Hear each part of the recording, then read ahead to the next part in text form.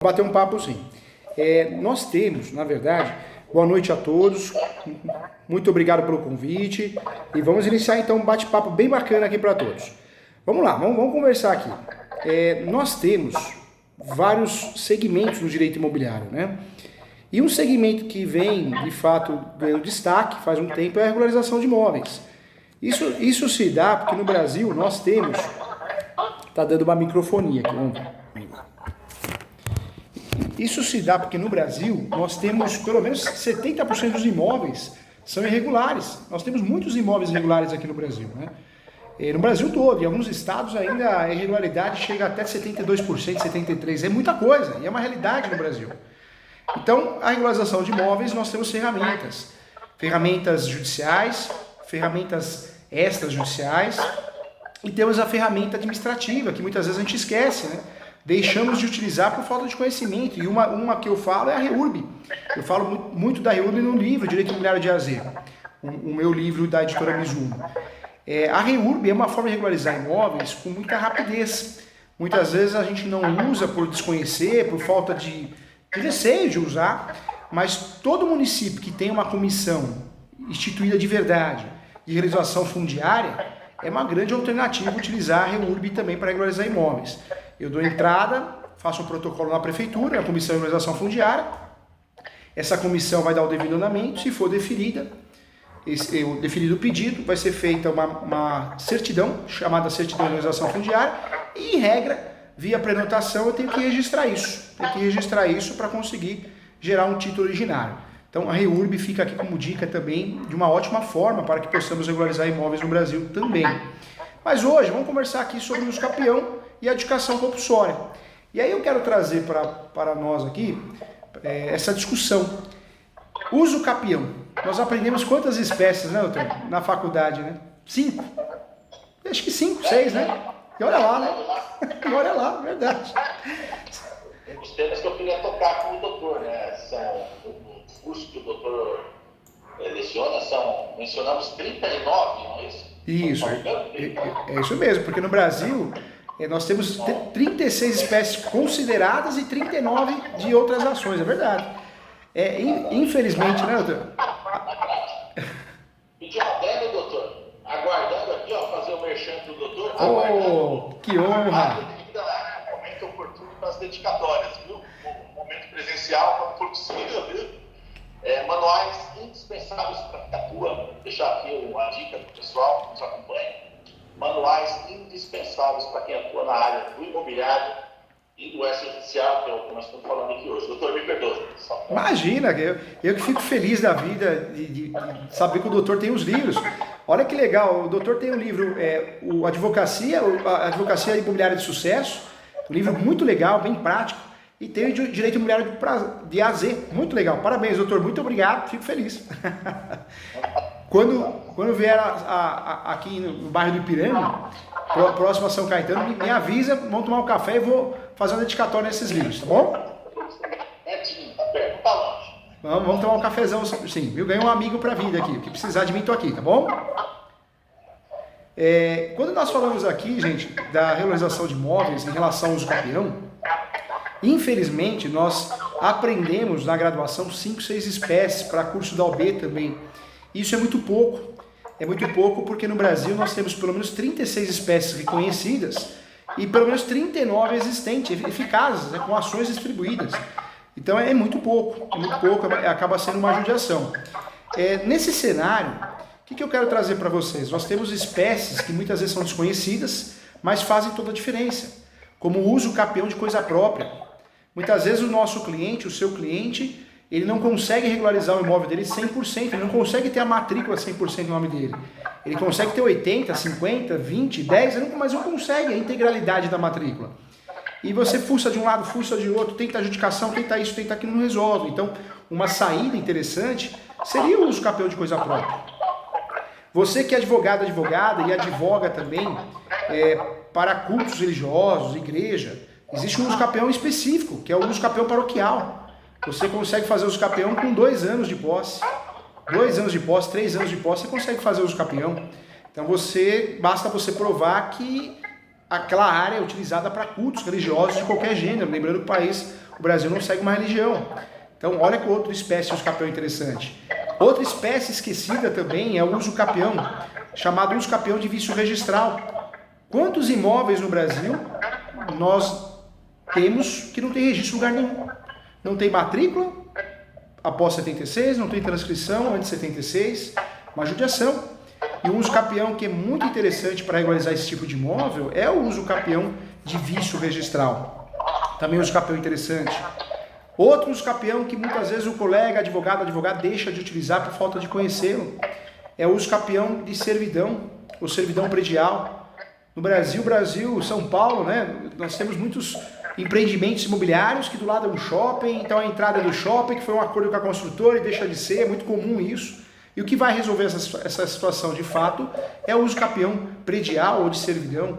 Então nós temos institutos importantes que podem nos ajudar, temos algumas leis em andamento, temos também alguns projetos de leis também, tem um uso capião agora que pode ser que surja ainda esse ano, que é um uso capião de 1 ano e meio, então pode ser que tenhamos novidade ainda esse ano. Então, infelizmente, esse assunto é mal estudado. E dentro desse assunto, o que eu quero trazer para quem está nos assistindo aqui? Nós temos várias formas de regularizar imóveis, então nós já sabemos que existem formas judiciais, extrajudiciais e formas administrativas.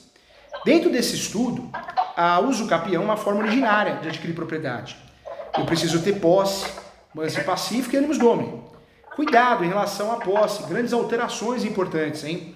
No passado, nós podíamos fazer uso capião quando o nosso cliente tinha 10 anos de posse, 15 anos de posse. Hoje eu posso fazer uso capião quando meu cliente tem 1 mês de posse, 1 dia de posse. Para isso, eu posso utilizar institutos como a soma da posse. A soma da posse pode ser originária ou derivada. Então eu faço uso capião no meu nome com 1 dia de posse, mas eu comprei a posse de alguém que tinha 10 anos de posse, 15 anos de posse, através de um contrato chamado cessão de direitos possessórios e afins, com uma cláusula dentro desse contrato chamada cláusula soma de posse, é a chamada soma de posse derivada. Então eu posso fazer uso capião usufruindo da soma de posse derivada ou usufruindo da soma de posse originária, ou seja, eu faço uso capião usando, de fato, a posse do meu pai, da minha mãe, dos meus avós, também posso usufruir disso. Então, hoje, atualmente, nós temos uma mudança, a partir da Constituição de 88, de nomenclatura e também de posse. É possível fazer uso capião com a soma da posse, originária ou derivada, é possível fazer uso capião com a posse complementar. O que é essa posse complementar? Meu cliente, muitas vezes, ele não tem 5 anos de posse, 10 anos de posse, mas eu posso pedir, dentro do processo, que a posse do uso capião seja completada no decorrer do processo. Também uma inovação de um recurso especial, julgado pelo Superior Tribunal de Justiça, o RESP 13.61.226. Esse foi o RESP que trouxe a possibilidade de fazer uso capião, e o prazo para o uso capião pode ser completado no decorrer do processo judicial. Também um avanço, olha que outro avanço. Em relação à posse, eu queria trazer também a discussão aqui, aproveitando esse convite maravilhoso, com muito carinho, eu queria trazer para você também a possibilidade da posse alternada, que é uma novidade, que muitas vezes o advogado deixa de usufruir. Não sei de onde tiraram, eu só posso fazer uso capião se eu tenho a posse direta, se eu moro, se eu resido, se eu tenho comércio, mas na verdade não. Quem aluga ou empresta, ou seja, tem a posse indireta, também pode fazer uso capião. E quem tem a posse alternada, a posse do Supremo, que eu falo no livro Direito Imobiliário de AZ, que o doutor tem, essa posse alternada, que é maravilhosa, você tem um imóvel fechado. Só que você faz manutenções, benfeitorias, uma vez por mês você vai lá, pode ser uma casa de praia, pode ser um sítio, um rancho, uma chácara, uma fazenda, um imóvel na cidade, você tem, a casa está fechada, você cuida dela. Essa posse alternada você não aluga ou não empresta, você também não mora, não reside, não tem comércio, mas a posse alternada permite que você faça uso capião no teu nome.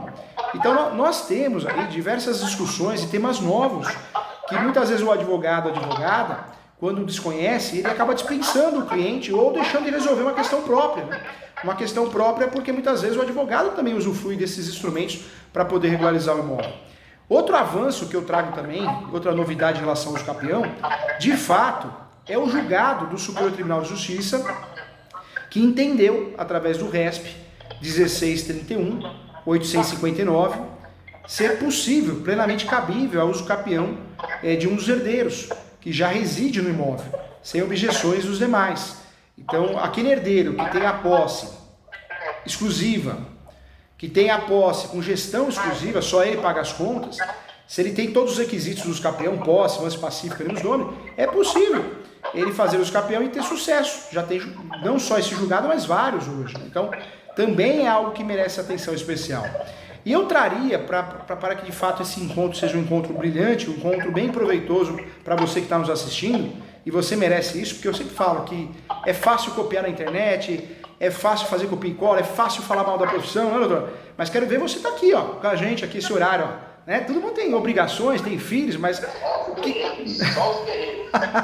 Só os guerreiros. Então quem está aqui comigo, está aqui com o doutor, merece atenção especial. Você é guerreiro, seja bem-vindo, né?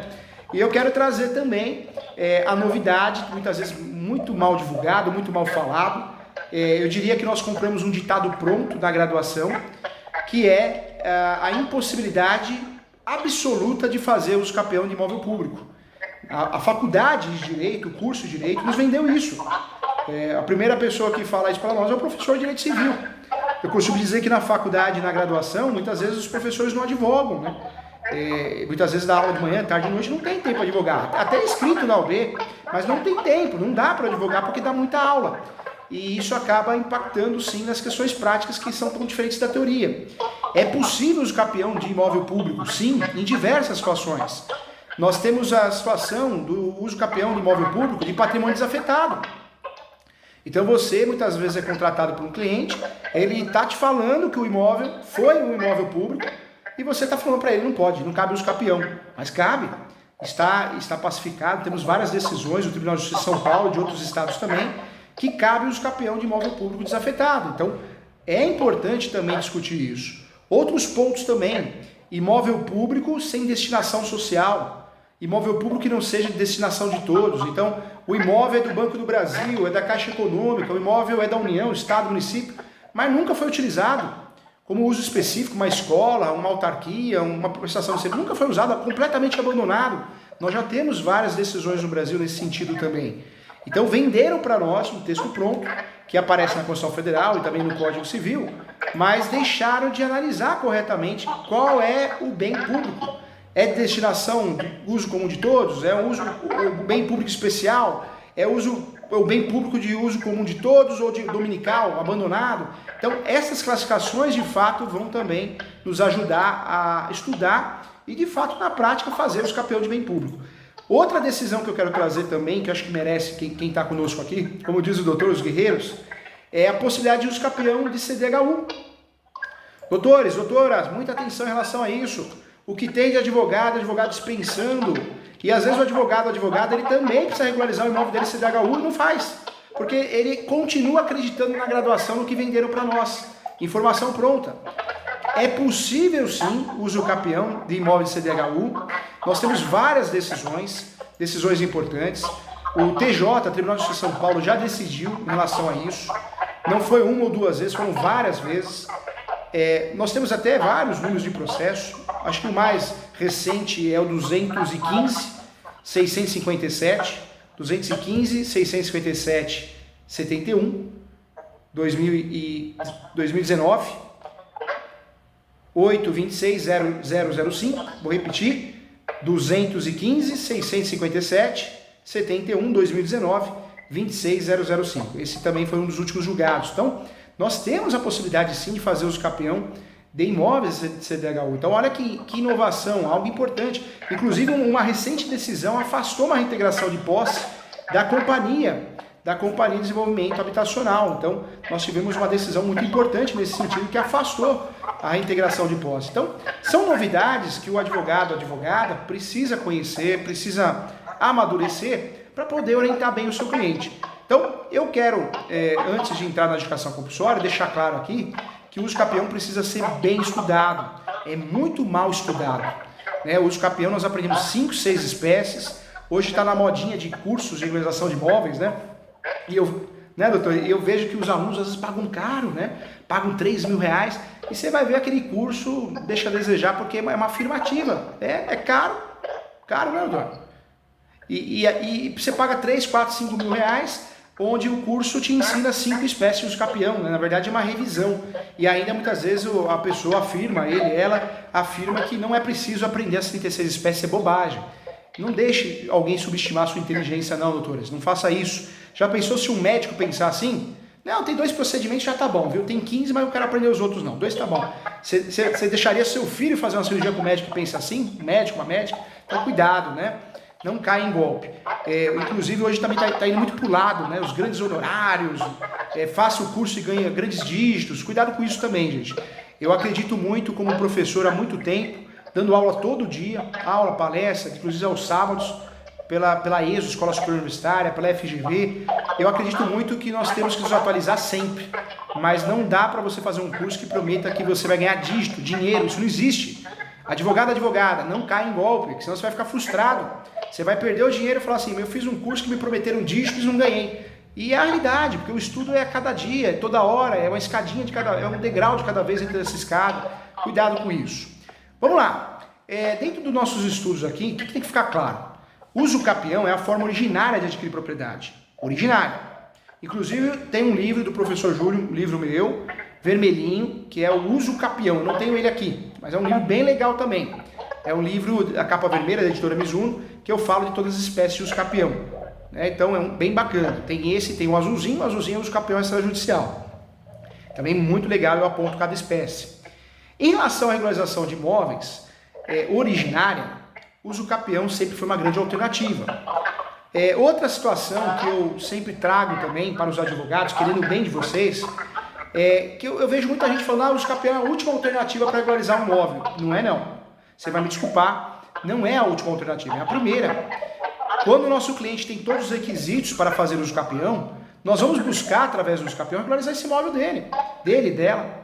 Não vamos buscar outros meios, uma aventura jurídica, na qual não vai resultar na regularização, e depois nós vamos ter que oferecer um usucapião para o cliente depois de 3, 4, 5 anos. Imagina o seu cliente, doutora, que você perdeu 3, 4, 5 anos para fazer uma indicação compulsória, uma indicação diária, e depois não entregou o resultado porque não conseguiu registrar no cartório. O que você vai falar para esse cliente?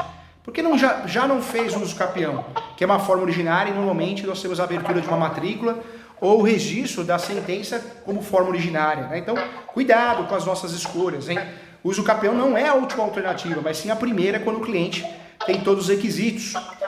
Quando nós falamos de usucapião aqui, então, forma originária. Surge a partir da Lei 14.382, saiu do forno no ano passado, 2022, surge a adjudicação compulsória extrajudicial. Até então, sempre existiu a adjudicação compulsória. Nós sempre utilizamos a ação de adjudicação compulsória para obrigar o vendedor a transferir o imóvel. A ideia da adjudicação compulsória sempre foi essa, uma ação para obrigar o vendedor a transferir. Eu, comprador, os compradores pagaram e não tiveram a transferência do imóvel, a propriedade, o registro. A adjudicação compulsória surge nesse contexto. Mas olha que interessante, várias discussões, né, no passar do tempo. A primeira discussão foi a respeito se era possível fazer a adjudicação compulsória, a ação de adjudicação compulsória, se era possível fazer sem averbação na matrícula do imóvel. Se tinha que ter averbação na matrícula do imóvel, a lei fala em registro, mas o termo está errado, é averbação. Se tinha ou não tinha que fazer essa averbação. Vem aí o Superior Tribunal de Justiça, vem várias decisões tratando desse assunto e deixando claro que não existe a necessidade de fazer averbação no cartório de imóveis, do contrato de compromisso, compra e venda, do promessa, compromisso, para que eu consiga de fato fazer a adjudicação compulsória, de fato surgiu até a súmula. Então, isso ficou resolvido nesse cenário. Surge também, de 12 anos para cá, a primeira ação que se iniciou no Rio Grande do Sul, a terceira e a quarta em São Paulo, sendo um sucesso, isso há 12 anos atrás, a adjudicação compulsória inversa. A adjudicação compulsória inversa surge num cenário que eu sou contratado não pelo comprador, eu sou contratado pelo vendedor. Porque quem não transmite a propriedade, quem omite, se oculta, enrola, o termo que você quiser usar, é o vendedor. Então a adjudicação compulsória, no contexto processual, ela passou a ser utilizada tanto como legitimidade ativa do comprador contra o vendedor, e também na legitimidade inversa, do vendedor contra o comprador e o comprador contra o vendedor. Então nós temos a possibilidade de utilizar a adjudicação compulsória de forma inversa também. Verdadeiro sucesso. E por que isso? Eu sempre falo que a adjudicação compulsória, se a gente for estudar a sua origem, ela parece muito com a obrigação de fazer. É uma ação de obrigação de fazer, de certa forma. Mas por que o advogado, a advogada, deixa de utilizar a obrigação de fazer, sob pena de multa diária, e passa a utilizar a ação de adjudicação compulsória? A resposta é simples, porque a obrigação de fazer é uma ação limitada. Pode o judiciário condenar o vendedor a transferir, o comprador a transferir, sob pena de multa, R$500 por dia, limitado talvez até R$10 mil, R$20 mil, mas não resolve o problema. Em regra, a adjudicação compulsória, além de você ter uma condenação do vendedor ou o comprador, ter a obrigatoriedade de transferir a propriedade, assinar uma escritura pública, outorga, se isso não for possível por falta de vontade, porque de fato eu não achei ele ou ela, que é o vendedor, é o comprador, eu posso fazer através de uma ordem judicial. E essa ordem judicial é chamada carta de adjudicação. Então a ideia de usar a adjudicação compulsória e deixar de lado a ação de obrigação de fazer é justamente essa. Porque é uma ação de obrigação de fazer, mas eu diria que com plus. Eu diria com plus imobiliário para resolver. Porque ou uma ordem judicial vai resolver, ou, em regra, o próprio vendedor ou comprador vai transferir. Então essa é a ideia dessa ação. Só que olha que interessante. Nesse contexto, isso é lindo. E a teoria é muito diferente da prática. Qual que é o problema? E aí que reside a grande pergunta que eu ia fazer. Fala, doutor, fica à vontade, doutor. Efetivamente, né? No âmbito da AS inicial, que a gente ainda vai chegar lá, né? Eu ainda ia chegar lá. Doutor, eu só sei que eu costumo dizer que a ação de adjudicação compulsória, eu equiparo ela com uma ação de exoneração de alimentos. O advogado, a advogada que está aqui conosco, que gosta, que atua, né, doutor? Que atua no direito de família, eu diria que a ação mais traiçoeira que tem na esfera civil, na advocacia de família, é a ação de exoneração de alimentos. Por quê? O doutor vai concordar comigo. O cliente, quando contrata o advogado ou advogada para exonerar alimentos, o filho já tem 18, 21, 24. Então, na cabeça dele ou dela, normalmente é dele, né? Mas a cabeça dele ou dela, é ação ganha, ação resolvida. E tem muito advogado que compra, né, esse discurso, achando que é uma ação resolvida, não fundamenta bem essa ação, no que diz respeito à necessidade e possibilidade, acaba perdendo essa ação e acaba perdendo o respeito do cliente, porque o cliente fala, como que você perdeu, doutor? Doutor, uma ação ganha. Na cabeça do cliente é ganha, não existe causa ganha. Então, eu falo que a ação de exoneração de alimentos é uma das ações mais traiçoeiras. Porque se você não fundamentar bem, não é o fator de atingir 18 anos, ou 21, ou 24, que vai fazer que o sujeito deixe de ter a obrigação de pagar alimentos, prestar alimentos para os filhos, para os pais, né? Então, é uma ação muito traiçoeira. E a adjudicação compulsória é o que para essa. Porque tem muito advogado e advogada que aprende na graduação ou na vida prática que usa o capião como alternativa de regularizar o imóvel. E aí, acreditando e comprando essa ideia, inclusive em cursos, né, que a gente vê pela internet, acaba distribuindo uma ação de adjudicação compulsória achando que é a melhor alternativa para o cliente. Mas o contexto disso é muito triste. Por quê? Você ganha e não leva. E aí imagina o advogado ou advogada, né, doutor? Tendo que ligar para o cliente e falar para ele, ó, tem uma notícia boa e uma ruim. A boa é que você ganhou a ação, e a ruim é que eu não consegui registrar. É complexo. Eu trabalhei em registro de imóveis durante muito tempo, né? E era a coisa mais dolorosa do mundo, né? Você vê aquela ação que tramitou ali, demorou 9, 10, 12 anos, se não me engano, né? Da adjudicação, para chegar no registro de imóveis. E, infelizmente, você verificar que não foi possível ali, não é ser possível registrar. É terrível, né, doutor? É terrível. E é uma situação que o cliente, ele vai pensar o que do advogado, né? Vai pensar, advogado errou. E não é, o cartório está fazendo o serviço dele. A verdade é uma só, os contratos no Brasil são mal feitos, né, doutor? Não tem requisitos básicos, os títulos normalmente são títulos equivocados. Poxa, compra e venda é pagamento à vista. Mas tem muito corretor e advogado, que tudo é compra e venda. Quando eu compro um imóvel irregular, é cessão de direitos possessórios e afins. Quando eu compro direito de herança, cessão de direitos hereditários.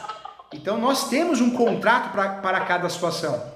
E quando nós fazemos um contrato com o título errado, ou seja, o título não bate com o objeto, nós temos um problema muito claro, porque esse contrato não vai servir para nada. Não vamos conseguir usufruir desse contrato como justo título e boa-fé.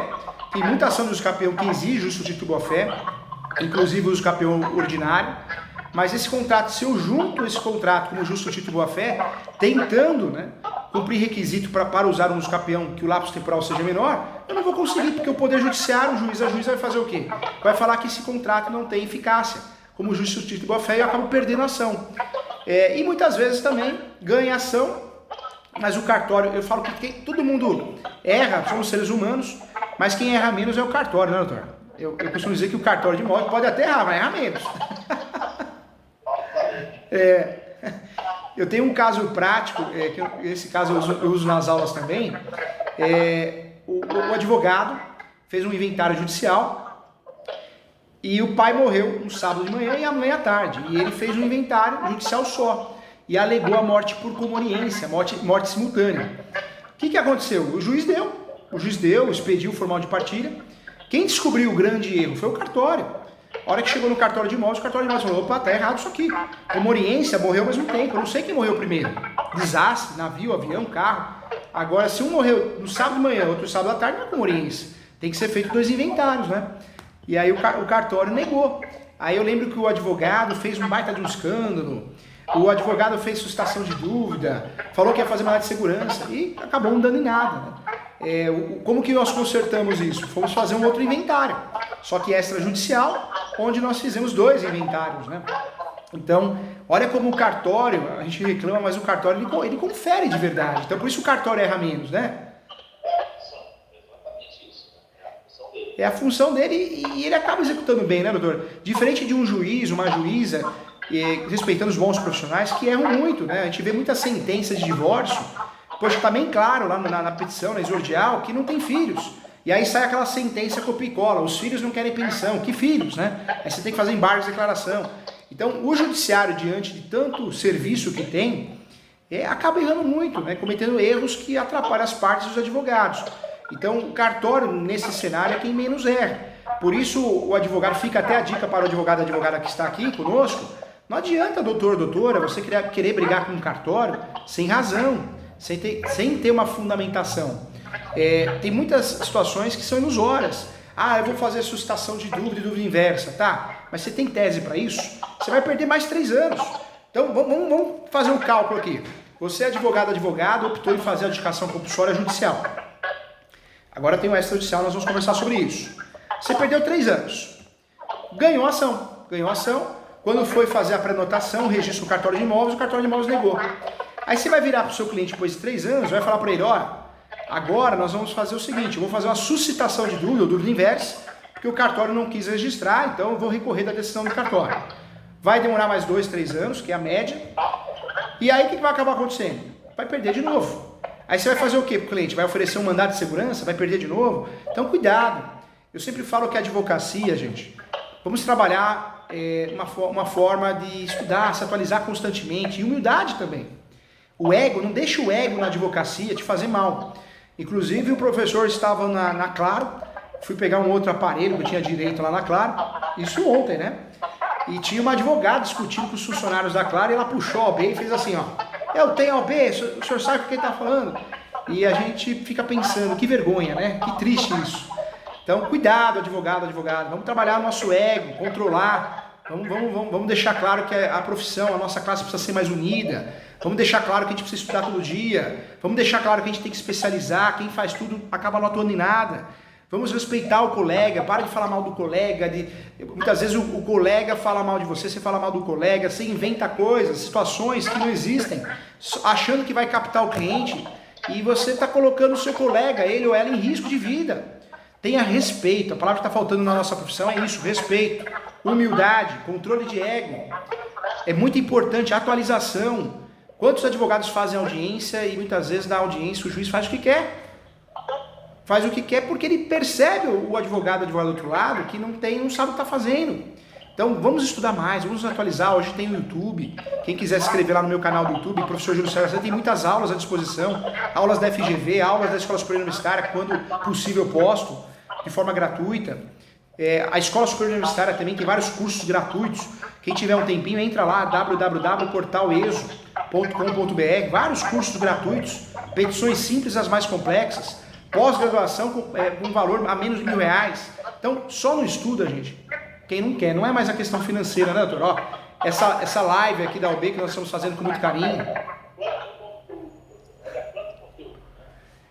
Só quem não quer mesmo. Hoje em dia, só quem não quer. Só quem não quer, doutor. Só quem não quer. E eu estou acompanhando o trabalho de vocês, maravilhoso. Parabéns, doutor. Parabéns, o trabalho excelente que vocês estão fazendo na UB.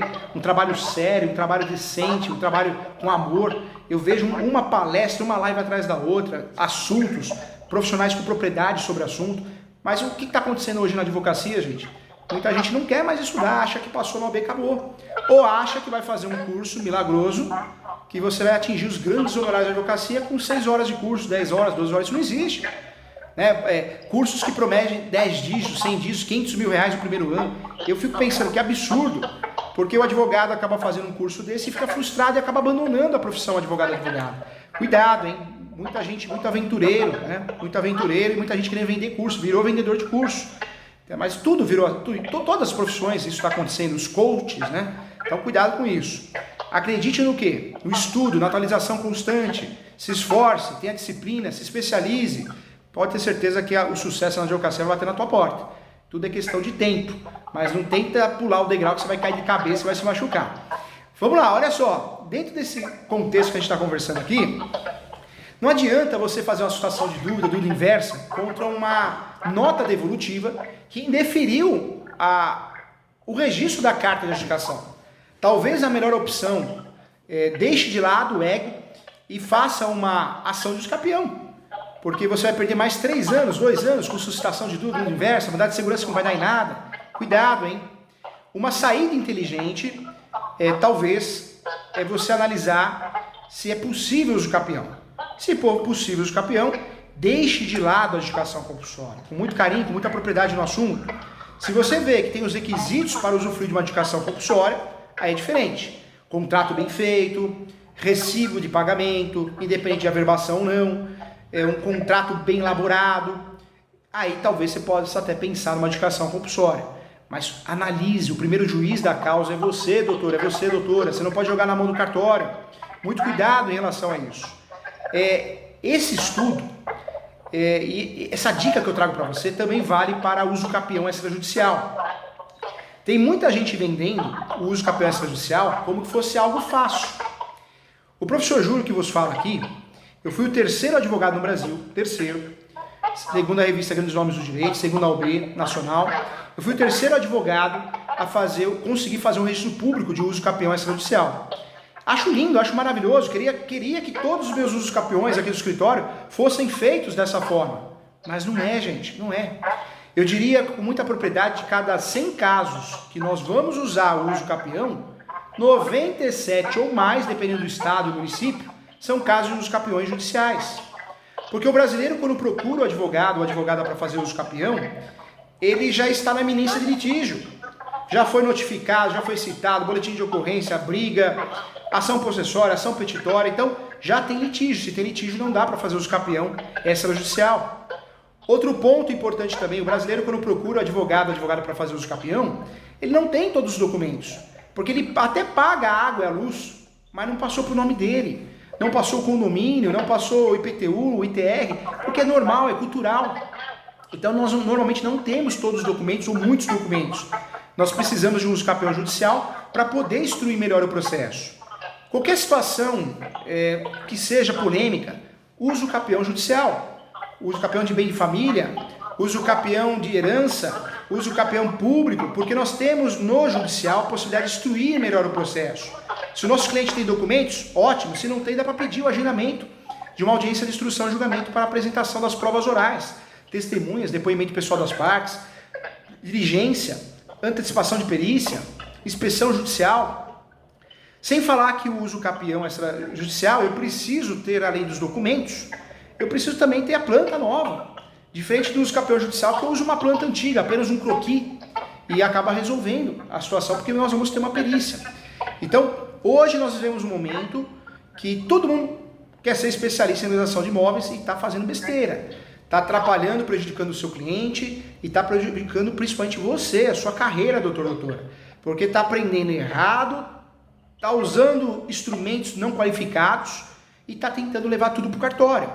Volto a falar, sou fã da advocacia extrajudicial. Sou fã, o professor tem um livro recentemente lançado, Uso Campeão Extrajudicial e Advocacia Extrajudicial. Quando dá para resolver extrajudicial, vamos embora, vamos juntos. Inventário extrajudicial, divórcio extrajudicial, mas o uso campeão não é bem assim.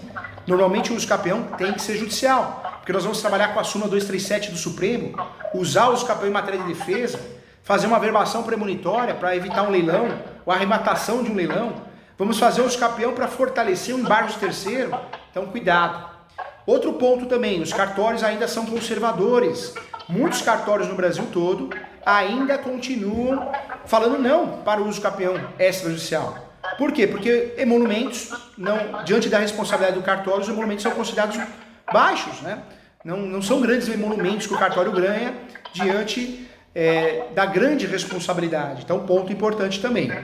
Dentro desse cenário aqui, entendendo que nem tudo ou quase tudo não dá para ser extrajudicial, e quando der ótimo, legal, vamos fazer, sou fã do extrajudicial, mas não concordo com o que estão fazendo com a advocacia extrajudicial, estão manchando, vendendo uma coisa que não existe, né?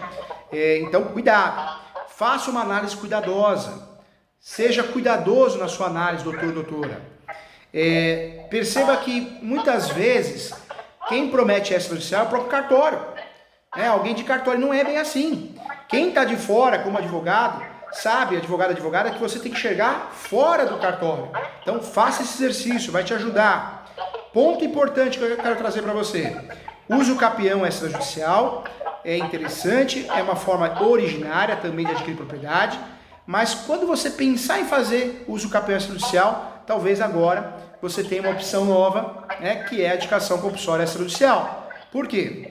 Eu acredito muito que, assim como aconteceu com o inventário, a dedicação compulsória extrajudicial, nós vamos ter sim um instrumento muito mais usado que propriamente o uso campeão extrajudicial. E por que eu afirmo isso e falo com muito carinho e muita propriedade? Porque o uso campeão extrajudicial não combina com a cultura nossa, do povo brasileiro, não combina. Nós não guardamos documentos, nós só procuramos fazer a regularização do imóvel quando tem litígio. Esse é um problema sério. Então surge aí a possibilidade de fazer, antes do uso campeão extrajudicial, surge a possibilidade de fazer o uso da dedicação compulsória extrajudicial, que é uma alternativa inteligente, interessante de regularizar imóveis também, deixando de lado talvez uma aventura jurídica que seja a dedicação compulsória, que seja o uso campeão extrajudicial, substituindo pela dedicação compulsória extrajudicial. Dentro desse estudo, gente, desse cenário, o que eu quero trazer para você? A dedicação compulsória extrajudicial é mais uma forma de regularizar imóveis, sim. Inicialmente o texto de lei obrigava a ter a escritura pública. O texto de lei que foi aprovado não obriga a ter escritura pública. Não somos obrigados a lavrar a escritura pública no tabelião para depois fazer o registro no cartório de imóveis. Teoria e prática são coisas diferentes. Por quê? Não temos ainda um provimento, como aconteceu, provimento 65 do uso campeão. Não temos ainda, mas muitas normas da Corregedoria, inclusive o Estado de São Paulo, já estabeleceram regras específicas para a dedicação compulsória extrajudicial.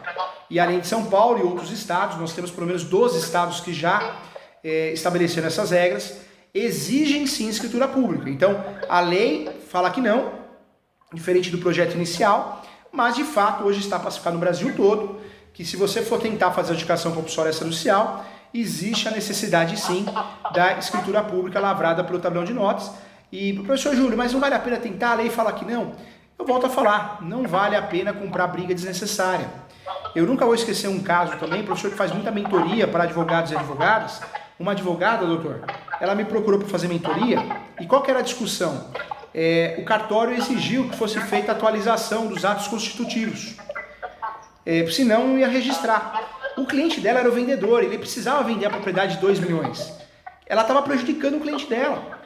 Quando ela me contratou para fazer a mentoria, eu falei, doutora, por que a doutora insiste tanto em não fazer a atualização dos atos constitutivos? Porque o cartório não pode mandar nesse país, ela falou para mim. Eu falei, doutora, com muito carinho, baixa o ego, quanto que vai gastar? Um salário mínimo? Um salário mínimo. Então, a doutora vai fazer o cliente perder uma venda de 2 milhões por causa de um salário mínimo, e a doutora acha que está certa? Aí caiu a ficha dela. depois ela pediu obrigado e acabou mandando até a caixa de bombom aqui pro escritório. O que eu quero dizer com isso, gente? Volto a falar, nós aprendemos na graduação que a advocacia é ego, quem tem razão, não é assim, doutor? Eu tenho razão, só eu falo, a família quer falar, só eu quero falar. Não é isso, a advocacia não é isso. A advocacia é simpatia, é humildade, é estudo, é cooperar um com o outro, dar risadas, boas risadas, fazer amizade. Isso é advocacia. E pensar um caminho estratégico, um caminho mais rápido, um caminho mais sério, menos oneroso para o cliente. Então, é isso que nós precisamos aproveitar. Surge a educação compulsória, então. Novo cenário. Tem que ter escritura pública, sim, senhor e senhora. Ah, mas a lei não diz, mas as normas da corregedoria dizem isso. Ah, mas não é todas, mas a norma da corregedoria daquele estado que não diz isso é aplicada por analogia. O cartório exige, por segurança do cartório. Então, não vai comprar essa briga desnecessária. Eu não faço educação compulsória extrajudicial, nem tentaria sem escritura pública, e é a dica que eu dou para você, porque tem brigas que nós não devemos entrar. Eu nunca vou esquecer um aluno meu, ele falou na aula assim: professor Júlio, o Ministério Público, quando dá cota no processo, ele não faz o endereçamento, o processo era físico ainda. E eu também não faço. Petição de andamento eu não faço endereçamento. Eu falei, doutor José, mas por que você não faz? Porque se o Ministério Público não faz, eu não faço também. Então, olha a briga que o nosso colega queria comprar com o Poder Judiciário porque o MP não faz. Então, são brigas sem sentido. A gente tem que brigar quando vale a pena. Eu acho interessante um exemplo, o artigo 98. Tá lá, perícia. Quando o nosso cliente tem os benefícios da justiça gratuita deferido, a perícia também, em regra, não devemos pagar. Seria beneficiário da justiça gratuita. O que acontece na prática, inclusive no uso capião? Os juízes obrigam a pagar o perito, dizendo que honorários para um terceiro. Essa briga que muitas vezes o advogado, nós poderíamos comprar e falar, não, juiz, está no 98. Se foi deferida a justiça gratuita, não tem que pagar o perito. Nós não compramos. Para quem, então, nós vamos comprar outras brigas necessárias? Cuidado, editores. Vamos lá. A educação compulsória extrajudicial. Então surge a possibilidade de fazer via requerimento, direto no cartório de imóveis. Eu tenho que ter todos os documentos necessários, entre eles a escritura pública, sim, fica entre nós. Tem um mercado maravilhoso para a gente atuar nesse sentido. Uma pesquisa do Ministério do Desenvolvimento Regional calcula que temos mais de 60 milhões de domicílios urbanos no país sem escritura pública. É muita coisa. É um nicho de mercado. Mas nós temos que tomar cuidado. Por quê? Eu não vou pleitear, não vou requerer a educação compulsória extrajudicial se eu não tenho os requisitos. E dentro dessa triagem, o primeiro passo que eu vou tomar é analisar, sim, se existe dentro do contrato, primeiro, se o contrato bate com o título. Se não bate com o título, existe uma falta de objeto no contrato, isso vai impactar muitas vezes no indeferimento, na nota devolutiva. Eu preciso analisar requisitos importantes para a interposição dessa adjudicação, tanto na ação como no requerimento extrajudicial, como a existência de uma promessa de compra e venda. Temos que ter uma existência de uma promessa de compra e venda. Outro requisito importante também é a inexistência de previsão do direito de arrependimento. Muitas vezes a gente não observa isso, temos que observar. É um requisito necessário para que a gente consiga ter sucesso na adjudicação, tanto judicial como extrajudicial. Eu preciso verificar se o contrato existe de fato a inexistência de previsão do direito de arrependimento. Mais um requisito que muitas vezes é esquecido também, o registro de promessa de compra e venda no registro de imóveis.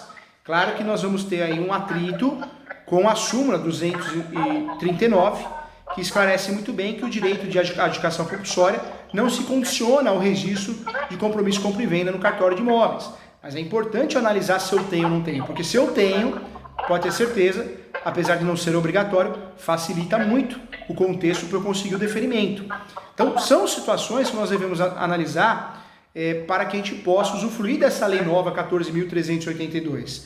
E eu trago também outras situações importantes que devemos analisar, senão a gente não vai conseguir o registro. Eu preciso analisar, sim, os requisitos cumulativos. Entre eles, eu diria também, se houve notificação do vendedor através do cartório de imóveis, do local do imóvel, ou por tabelião de notas, também é um requisito importante. Caso o registrador delegue tal função ao tabelião. Então também preciso verificar, senão não vai ocorrer o registro. O cartório, normalmente, ele vai ajudar, vai auxiliar, mas é algo importante que o cartório vai analisar. Então você chega algo pronto no cartório achando que tem tudo e não tem. Então também é importante. Outra situação que eu peço sua atenção também, a promessa de compra e venda ou cessão de direitos do promitente comprador, quando for o caso, o de sucessão, quando for o caso, também precisa ser feita de forma seguindo título, objeto, valor do negócio e também disposições gerais. Eu preciso ter uma linha, um regramento, cláusula de rescisão. Alguns cartórios vêm aplicando isso no Rio Grande do Sul também, dizendo que o contrato foi mal feito. Então também merece atenção. Outro ponto que eu trago para você. Não dá para fazer a adjudicação compulsória extrajudicial sem apresentar o comprovante de pagamento. Comprovante de pagamento do ITBI. Ah, professor Júnior, mas paga. A adjudicação compulsória extrajudicial ou judicial é uma forma derivada e não originária de adquirir a propriedade. Então, o comprovante de pagamento do ITBI é sim uma condição para que eu consiga também ter sucesso nesse pedido. Outro ponto também que não pode faltar dentro desse instrumento, desse conjunto de documentos, é também as certidões dos distribuidores forenses da comarca, da situação do imóvel e do domicílio também do requerente, que demonstra de fato a inexistência de litígio envolvendo o contrato de promessa e compra e venda do imóvel objeto da adjudicação, porque quando nós vamos usar o cartório, nós deixamos de lado uma ação judicial para usufruir de uma escritura pública, então não pode ter litígio. Então é outra regra importante também, é outro requisito necessário para que a gente tenha sucesso nessa demanda. Então, tudo isso faz a diferença. E eu trago também, algo que nós não estamos acostumados, os advogados, é a procuração. É muito comum o advogado, a advogada, fazer uma procuração genérica. Isso é muito comum. Nós usamos isso, né, esse formato. Uma procuração genérica. E eu peço sua atenção e o seu cuidado, porque no caso da adjudicação compulsória extrajudicial, para que eu tenha sucesso no requerimento, para que ela seja definida no formato extrajudicial, eu preciso sim, uma regra específica, eu preciso que essa procuração tenha poderes específicos para isso. Não precisa ser uma procuração pública, mas eu preciso que nessa procuração tenha lá poderes especiais para fazer a adjudicação compulsória extrajudicial. E eu falo isso nesse contexto aqui, porque é muito comum o advogado usar a procuração genérica, então em regra nós não vamos ter isso na procuração e muitas vezes você tem tudo. Mas quando você tem uma procuração simples, adjudice, sem especificar nesse sentido, né, sem essa informação, cai por terra o seu pedido de adjudicação compulsória extrajudicial. Volto a falar, o requerimento da adjudicação compulsória tem que respeitar o artigo 319 do Código de Processo Civil. É muito importante que a gente faça esse requerimento como se fosse uma petição inicial. Claro, na verdade é uma petição inicial, endereçada ao cartório. Isso também tem causado efeito na prática, em discussões de congressos. Então, temos que fazer, não adianta fugir. Ah, mas eu não vou fazer porque eu acho que não precisa. Não, nem acho, vamos fazer. Vamos fazer porque parte da lei também exige isso. Normas da Corregedoria de alguns estados já exigem isso também. Nós temos que levar em consideração que a adjudicação é uma forma preferencial de expropriação de bem no novo CPC. E tendo prioridade sobre outras formas, eu estou usufruindo de um requerimento extrajudicial, então eu preciso ter aí a fundamentação. É necessária essa fundamentação. Assim como acontece na ação de adjudicação compulsória que visa o registro do imóvel, no procedimento extrajudicial, eu também preciso fazer o requerimento devidamente fundamentado. E aí eu trago para você também, isso também é muito importante, eu preciso apresentar alguns requisitos fundamentais nessa ação, seja via requerimento extrajudicial ou judicial. Um deles é a apresentação do artigo 825. O artigo 825 é o artigo que vai tratar justamente da expropriação, que acontece na adjudicação, na alienação e na apropriação de bens e rendimentos da empresa ou do estabelecimento e outros bens. Então, eu vou justificar, eu vou utilizar o artigo 825 para poder fundamentar meu pedido de adjudicação compulsória também. É fundamental. Eu trago para você também é fundamental, eu preciso fazer a coleta, eu falei aqui das certidões, e hoje eu já tive uma nota devolutiva aqui de um cartório, e o cartório exigiu na nota devolutiva que as certidões forenses sejam do Estado e também federal. Então, fica como dica aqui, para que não aconteça com você, não custa nada, vamos juntar certidões de distribuidor civil da esfera estadual e federal. Também acredito que não resta mais dúvida em relação a isso, porque já é um entendimento meio pacificado entre os cartórios. Então, também é importante. Na prática, gente, alguns dos casos que ensejam a ação de adjudicação compulsória ou o requerimento de adjudicação compulsória extrajudicial, eu diria que os casos mais comuns, quando houver sim a recusa do vendedor em realizar a escritura pública, a outorga da escritura pública compra e venda, quando houver também, isso é importante, a impossibilidade do vendedor realizar a escritura pública de compra e venda. Outra situação muito comum, quando o vendedor não puder ser localizado para a realização da outorga, e também quando o comprador, mesmo tendo realizado a aquisição do bem, não cooperar para a lavratura da escritura pública, causando transtornos, que é o modelo da adjudicação compulsória inversa que nós falamos. Nessa fundamentação, vale também mencionar o artigo 1417 e também o 1418, são artigos que tratam também da eficácia do uso da adjudicação compulsória. É muito importante deixar claro na peça e no contexto a inexistência de arrependimento da promessa, pois a existência da obrigação deriva do contrato de compra e venda, ou promessa de compra e venda, e de fato a quitação do valor pelo promitente comprador também é essencial. Então, um recibo geral, notas promissórias, vários recibos, eu preciso fazer isso.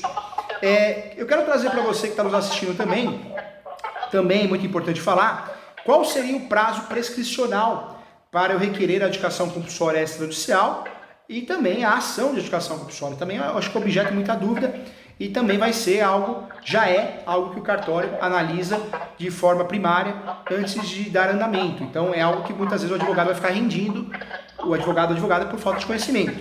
O pedido de adjudicação compulsória, gente, por se tratar de exercício de direito, eu falo isso no meu livro, Direito Imobiliário de AZ, ele trata sim de exercício de direito potestativo. Então, para a obtenção de uma tutela jurisdicional, lembrando que cartório também entrega a tutela jurisdicional, porque eu estou utilizando por delegação, cartório é o Poder Judiciário também, né? Tem muito advogada que encrenca com o cartório e fala, eu vou fazer uma denúncia, crime de desobediência, só que é até engraçado, né, doutor? Crime de desobediência, você vai ver porque você está falando, só que esquece que o cartório é o Tribunal de Justiça por delegação, né? É uma falha dos nossos colegas, né? O direito registral notarial é muito mal ensinado na graduação, quando é ensinado. Mas ficou claro, hein? Ficou claro, a quarta turma do STJ, ela pacificou o entendimento, o Superior Tribunal de Justiça, deu provimento ao recurso especial e foi votado por unanimidade uma ação de adjudicação compulsória e ficou estabelecido pela jurisprudência, ela é considerada imprescritível. Então, cuidado, hein? Imprescritível e não está sujeita ao prazo decadencial. Esse é o entendimento pacificado a partir do recurso que foi julgado. Então, o cartório normalmente vai analisar isso e você tem que saber que, em regra, não teria que aplicar essa preclusão, né, prescricional em relação ao direito. Então, vale a pena lembrar também. No que diz respeito à adjudicação compulsória, não temos vara especializada. Então, não é a vara de registros públicos ou a vara de sucessões, é a vara civil que vai julgar quando a ação. No extrajudicial, vale a pena lembrar que no extrajudicial é o cartório competente, o cartório do imóvel, que tem competência para deferir ou não. A grande diferença da adjudicação compulsória e o uso capião está que no uso capião é uma forma originária e a adjudicação compulsória é uma forma derivada de adquirir propriedade. Essa é a grande diferença. Em relação a honorários, qual que é o valor de mercado praticado? Eu sempre trago algumas dicas, né? Algumas tabelas da OAB estaduais são omissas em relação a isso, mas muito se parece de fato com o uso capião, o que é cobrado no uso capião, seja judicial ou extrajudicial. Ponto importante também. E detalhe, mais uma vez, uma outra discussão que tivemos aqui no Congresso, em São Paulo, foi a respeito se o cartório não registrar e reconhecer a carta, teria alguma validade. Isso não existe, tá, gente? Isso não existe. O cartório, quando reconhece o requerimento de adjudicação, ocorre um registro. Não tem por que o cartório declarar, eu reconheço, mas não registro. Isso não acontece, então, uma discussão que surgiu, eu trago para todos aqui também. Então, nós temos em regra 3 formas de regularizar imóveis: judicial, extrajudicial e administrativa. Surge mais uma opção, a adjudicação compulsória extrajudicial, um bom instrumento. Acredito sim que vai, de fato, até ser mais usado que o uso capião extrajudicial, porque hoje, se cai na sua mão um caso que seja adjudicação compulsória, talvez valha a pena tentar extrajudicial do que tentar judicial. Diferente do uso capião, né? Diferente do uso capião, que em regra eu preciso fazer judicial por vários motivos que nós já falamos aqui. Em relação à adjudicação compulsória, existe a defesa. O nome da defesa da adjudicação compulsória extrajudicial é impugnação. Então, quem realmente é notificado e não deseja, não aceita o deferimento, pode impugnar o nome dessa peça em impugnação de adjudicação compulsória extrajudicial. Surge também uma peça também importante para que a gente possa fazer no âmbito extrajudicial. Então, com muito carinho, vejo sim que a lei 14.382 trouxe um avanço, de fato, fruto da medida provisória 1085 de 2021, que acabou alterando sim a lei 6.015, porque criou o artigo 216b. Então nós temos um avanço, mas uma possibilidade sim, a partir de agora, o pedido de adjudicação compulsória pode ser requerido pelo promitente comprador e pelo comprometente vendedor na operação inversa. Pode ser feito sim no cartório. Então vejo como um grande avanço, fundamentado pelo 1417 e 1418 também. Então vejo como algo positivo e acredito que nós vamos usar muito mais que o uso capião extrajudicial. Não que o uso capião extrajudicial não seja bom negócio, que sabemos que mas a cultura brasileira não permite o uso mesmo após o provimento 65, e acredito que não vai sair disso, porque o brasileiro só corre atrás para regularizar quando ele sente uma possibilidade de risco de perder a propriedade, a posse. Então é fato, com muito carinho. Falei muito, vou deixar o meu amigo falar, o doutor, senão só eu vou falar aqui. A hora mais rápida do dia foi essa, agora. Agora que eu vi, passou uma hora, meu Deus do céu, falei muito, o professor fala muito, tem jeito. É sensacional, o tema é apaixonante, eu sou suspeito para falar. E vindo do doutor, nossa, tem que falar, doutor. Gratidão mesmo. Uma hora que já foi uma hora. Não sei como é que tá o tempo do Instagram agora, mas só gratidão. Deixamos várias pinceladas ainda, doutor. É um universo. Se deixar, a gente fala aqui 24 horas ininterruptas, Tem muita coisa, até para fazer conexão com a reivindicatória. Tem discussão.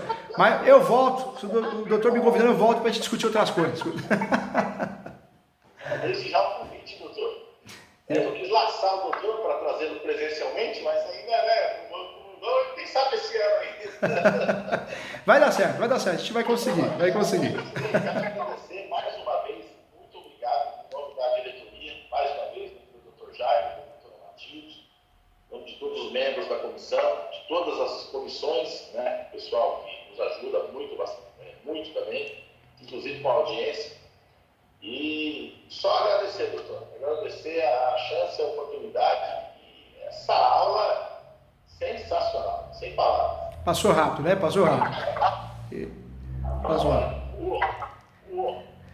Eu agradeço o convite, com muito carinho. O convite para seguir no Instagram do professor Júlio César Sanches. É muito conteúdo mesmo. Para quem não segue, acho que agora nessa altura o pessoal já deve estar seguindo o doutor.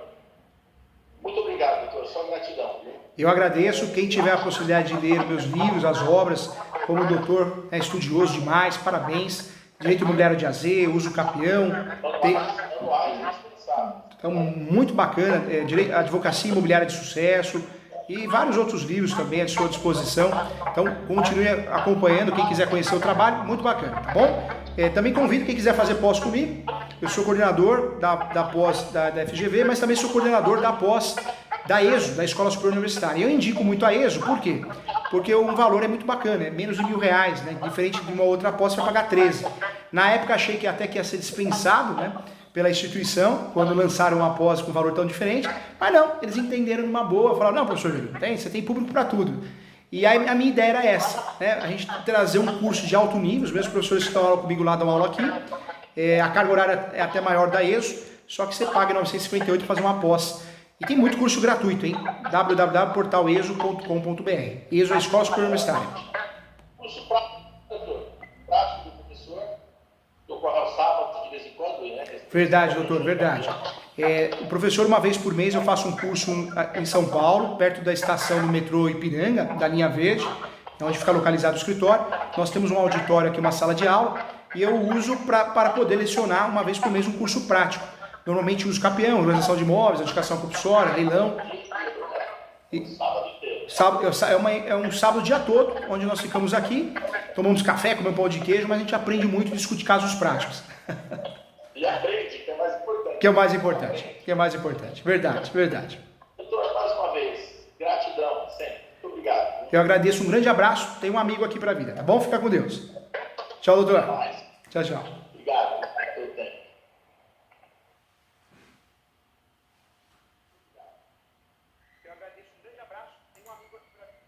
bonito. Até Tamo mais. junto.